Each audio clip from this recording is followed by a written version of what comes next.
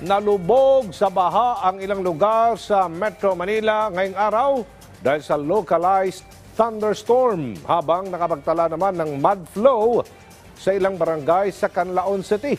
Yan ang ulat ni Abby Malanday.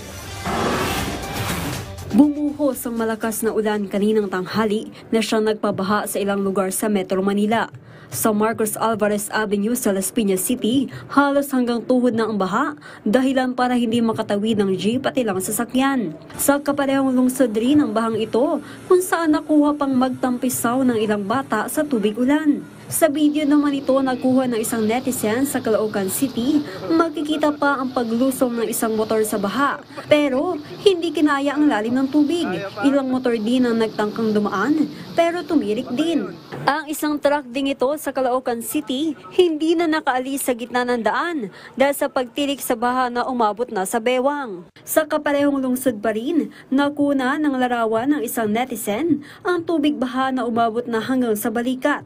Samantala, bukod sa Metro Manila, nakaranas din ng pagbaha ang ilang bayan sa Canlaon City, Negros Occidental na kamakailan lang ay naapektuhan ng pagsabog ng bulkang Canlaon. Sa isang video nakuha ng isang netizen, kitang-kita ang malakas na pagragasa ng tubig mula sa Padudusan Falls. Naglalaman na ito ng mga lahar mula sa bulkan. Habang sa video naman na ito, makikita ang isang creek na umapaw na dahil sa pinaghalong lahar at tubig baha at umabot na sa kalsada. Nakuna naman ang larawan ng isang netizen na ito, ang magkahalong lahar, ashfall at tubig baha na naiwan sa kanilang kalsada. Abby Malanday para sa Pambansang TV sa Bagong Pilipinas.